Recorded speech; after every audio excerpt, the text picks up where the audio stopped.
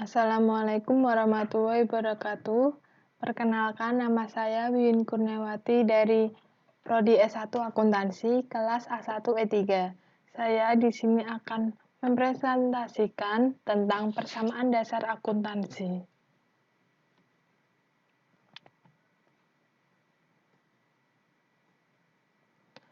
Persamaan dasar akuntansi menggambarkan pengaruh transaksi keuangan terhadap posisi keuangan perusahaan yang meliputi harta atau aset dengan sumber dananya. Antara harta atau aset dan sumber dananya itu harus jelas dari mana sumber dananya itu didapat. Contohnya, perusahaan memiliki uang kas sebesar 100 juta, itu berasal dari pemilik perusahaan tersebut sebesar 100 juta rupiah. Dan yang kedua ada kendaraan bernilai 150 juta. Dengan uang dari pemilik itu sebesar 100 juta dan hutang ke dealer sebesar 50 juta.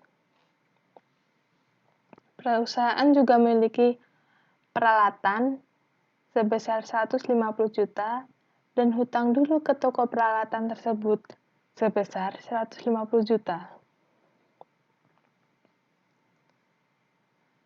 Untuk uang kas, kendaraan, dan juga peralatan ini disebut dengan harta atau aset, dan uang dari pemilik tersebut atau juga disebut juga investasi dari pemilik perusahaan tersebut disebut dengan modal atau ekuitas. Untuk hutang ke dealer dan hutang ke toko peralatan itu disebut dengan hutang atau kewajiban. Dan dana asal sumber dananya tersebut harus sama, yaitu 100 juta ditambah 150 juta ditambah 50 juta, yaitu 300 juta. Dan asal sumber dananya 100 juta ditambah 100 juta ditambah 50 juta ditambah 50 juta menghasilkan 300 juta. Udah sama kan? Dan itu harus sama. Kalau tidak sama atau tidak balance, itu mungkin ada kesalahan. Untuk rumus dasar akuntansi, yaitu harta sama dengan utang ditambah modal, atau aset sama dengan kewajiban ditambah ekuitas. Aset juga disebut sebagai aktiva, dan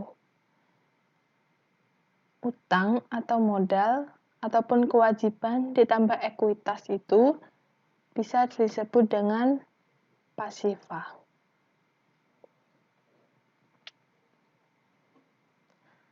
Aset atau harta adalah sumber dana yang dimiliki atau dikendalikan oleh perusahaan untuk digunakan untuk manfaat masa depannya. Aset atau harta terbagi menjadi 3. Ada aset lancar, aset tetap, dan aset tidak berwujud. Aset lancar terdiri dari kas, piutang, biaya dibayar di muka.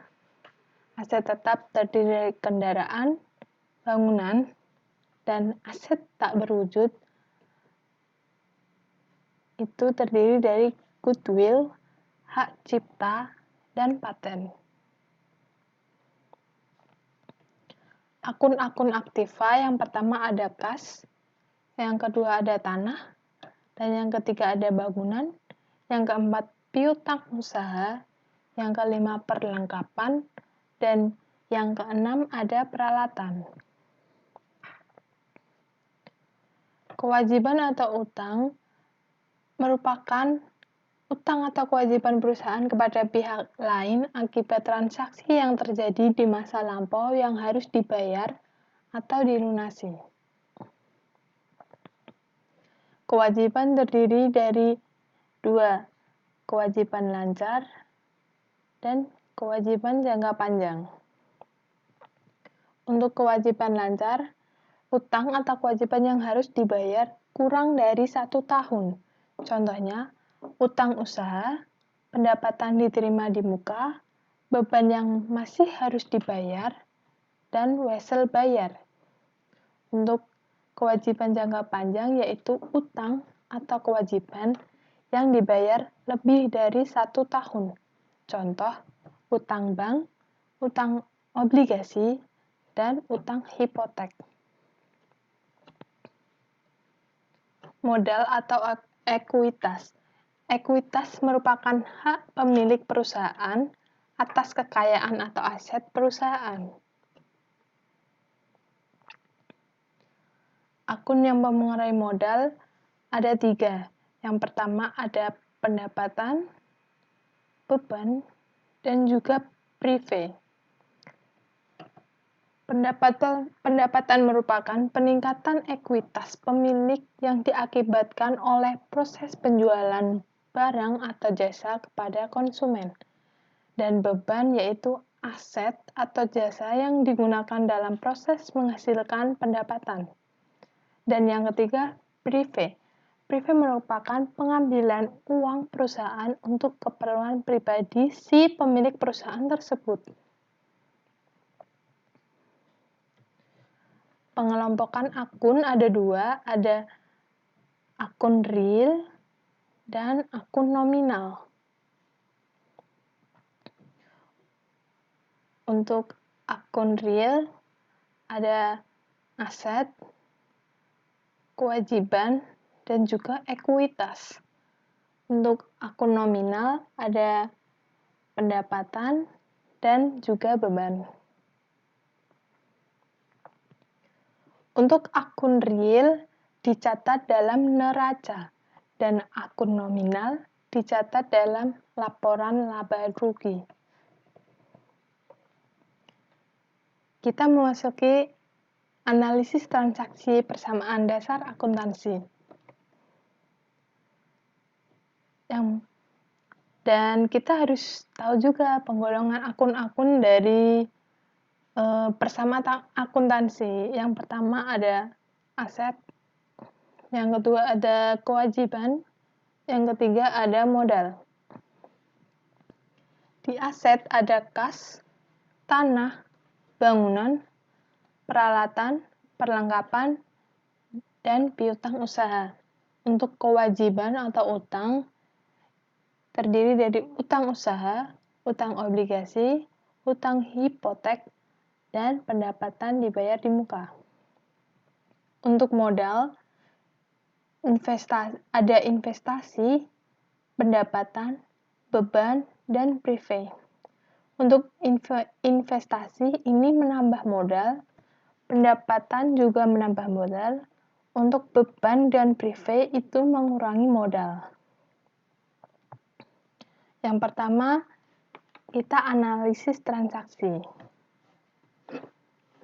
Untuk soal yang pertama, pada tanggal 2 November 2019, Rio memulai sebuah warung internet dengan nama Rio Channel. Untuk modal awal, Rio menyetorkan uang pribadinya sebesar 500 juta ke rekening perusahaan. Maka kita mencatatnya untuk tanggal 2 November 2019 dimasukkan ke dalam akun kas sebesar 500 juta dan untuk modal sebagai modal Rio yaitu 500 juta. Untuk soal yang kedua, pada tanggal 5 November 2019 dibeli perlengkapan secara kredit sebesar 2 juta rupiah dari toko 3 saudara. maka kita akan mencatatnya, yaitu yang tadi kan si Rio itu memasukkan investasi uangnya sebesar 500 juta.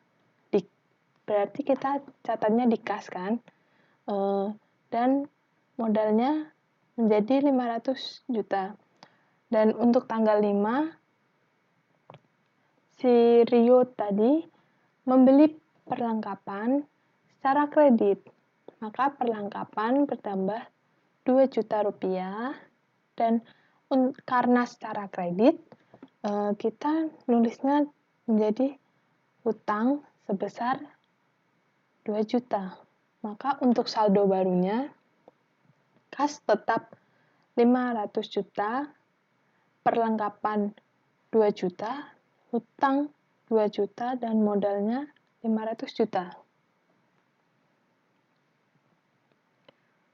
Jika di aset, jika dijumlahkan semuanya menjadi 502 juta, dan untuk kewajiban dan ekuitas jika dijumlahkan juga sama, yaitu 502 juta.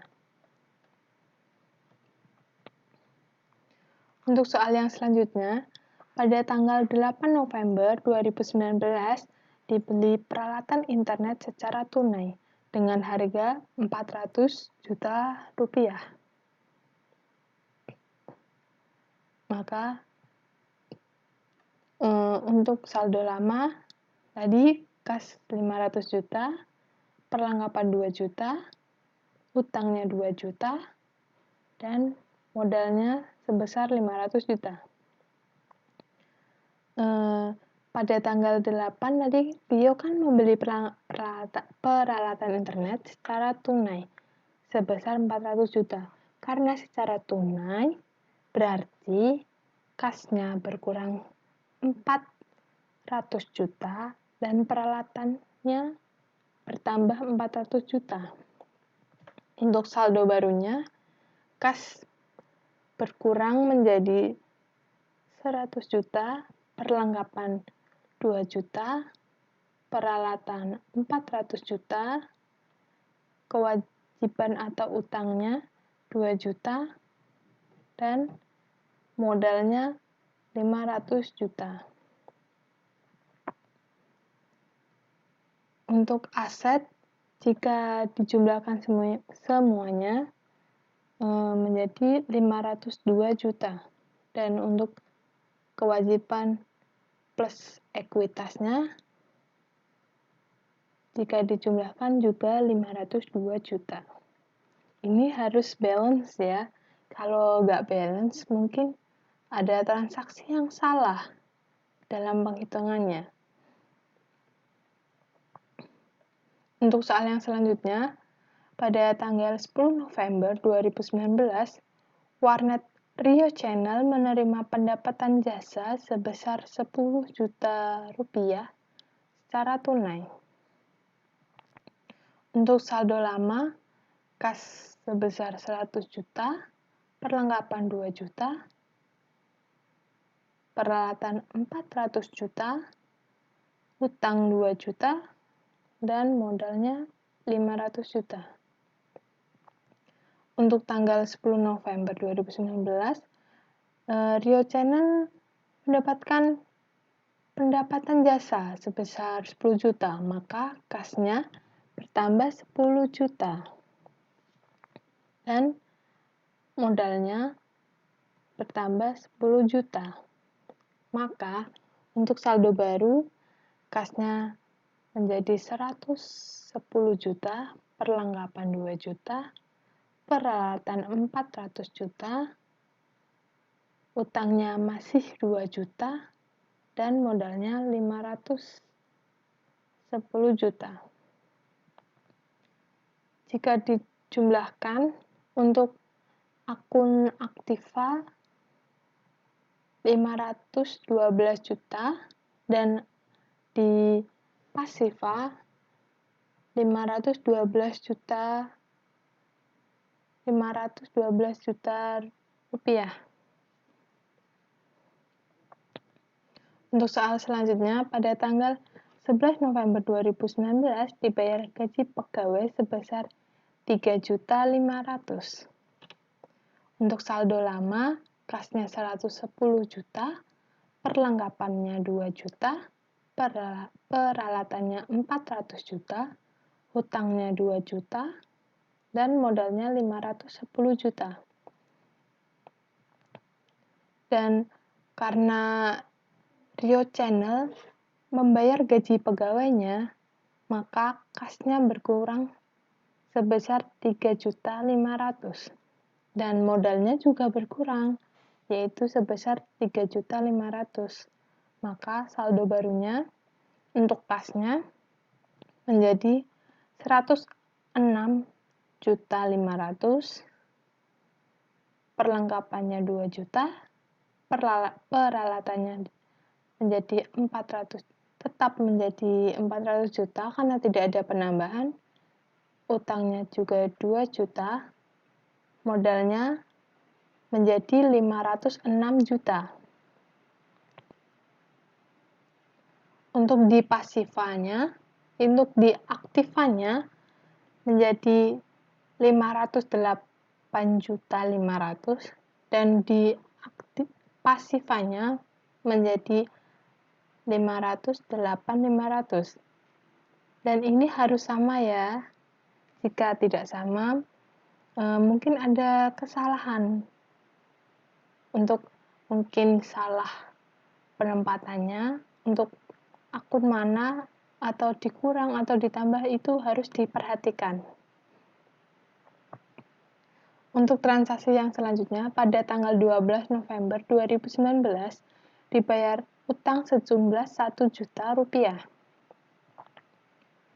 Maka untuk saldo lamanya, kasnya 106.500.000, perlengkapannya 2 juta, peralatannya 400 juta, utangnya 2 juta, dan modalnya 506.500.000. Karena dibayar utang, maka kasnya berkurang 1 juta rupiah dan hutangnya berkurang juga sebesar 1 juta rupiah. Untuk saldo barunya, kasnya menjadi 105.500.000, perlengkapannya 2 juta, peralatannya 400 juta, dan hutangnya menjadi 1 juta rupiah. Dan modalnya 506.500.000 rupiah.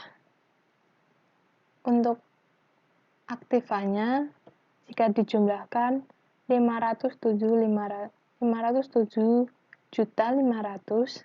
untuk pasifannya juga 507.500.000. Untuk transaksi yang selanjutnya, pada tanggal 15 November 2019, Rio mengambil uang tunai dari perusahaan untuk keperluan pribadinya sejumlah 3 juta. Untuk saldo lamanya, kas sebesar 105.500.000, perlengkapannya 2 juta, peralatannya 400 juta, hutangnya 1 juta, modalnya 506 juta rupiah. Untuk Rio mengambil uang tunai untuk keperluan pribadinya itu disebut dengan privé. Karena privé, maka kasnya berkurang 3 juta dan modalnya berkurang 3 juta. Karena privé itu sifatnya mengurangi modal. Maka untuk saldo barunya, kas menjadi 102.500.000, perlengkapannya 2 juta, peralatannya 400 juta, hutangnya 1 juta, dan modalnya menjadi 503.500.000.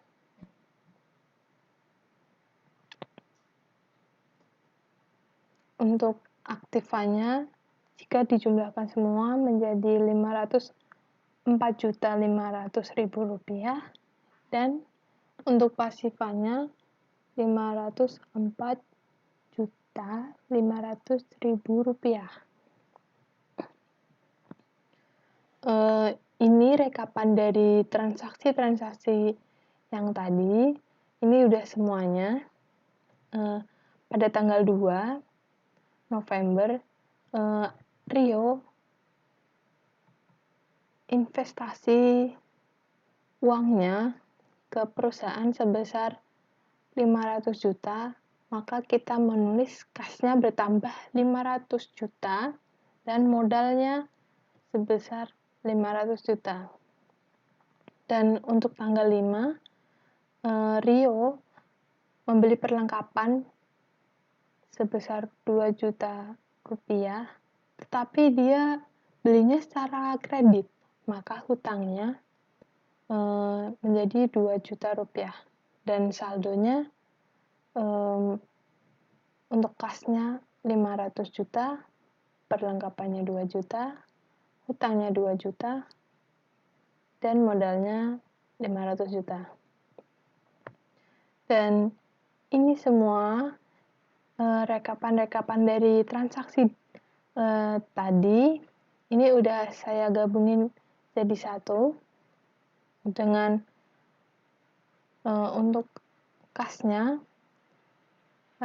hasil akhirnya menjadi 102.500.000, perlengkapannya 2 juta, peralatannya 400 juta, hutangnya 1 juta, modalnya 503.500.000, dan untuk jumlah aktifannya menjadi Rp504.500.000, dan untuk pasifannya juga 504.500.000. Untuk akun aktiva dan pasiva ini harus balance, harus sama.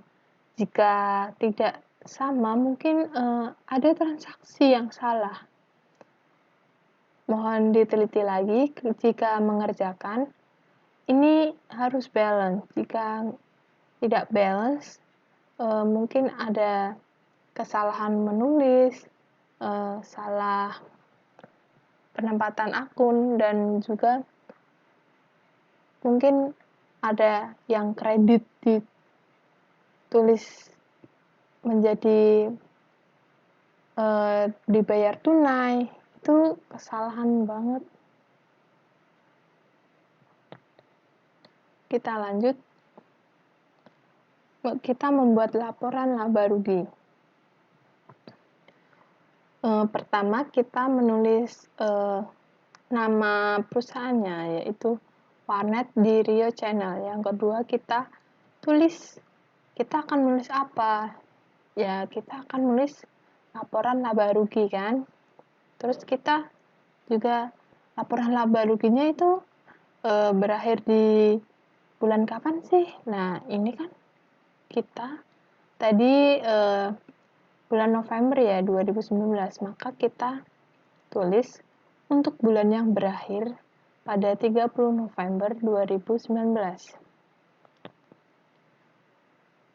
Untuk laporan laba rugi tadi yaitu sebagai akun nominal. Akun nominal dicatat sebagai laporan laba rugi. Nah, ini udah masuki laporan laba rugi. Yaitu ada laporan laba rugi itu membahas tentang pendapatan dan juga beban. Untuk tadi transaksi-transaksi tadi ada Rio Channel ini mendapatkan pendapatan jasa yaitu sebesar 10 juta rupiah, dan di Rio Channel ini dia membayar beban gaji sebesar Rp3.500.000.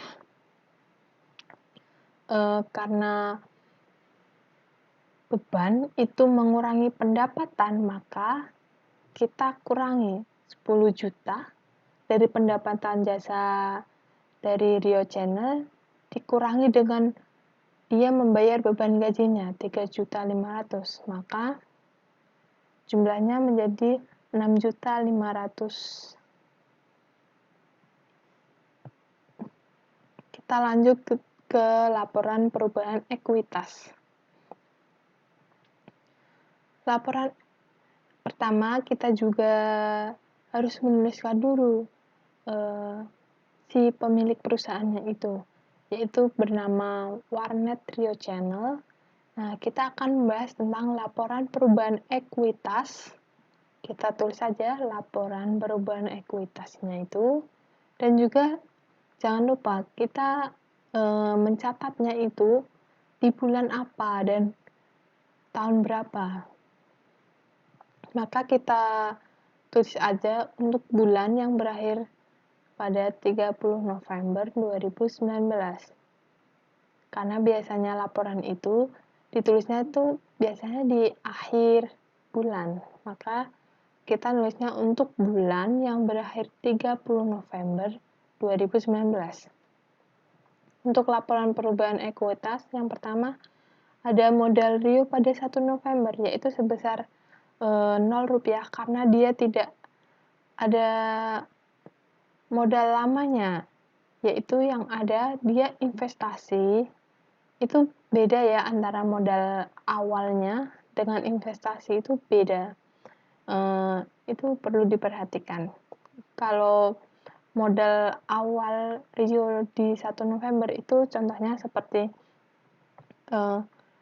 Rio Channel itu pada awal dia memiliki modal sebesar 30 juta. Nah, tadi pertama itu nggak ada keterangan itu, maka kita tulis Rp0 karena tidak ada kata-kata itu. Adanya dia menginvestasikan uang sebesar 500 juta rupiah, dan di laporan perubahan ekuitas itu ada laba. Laba diperoleh dari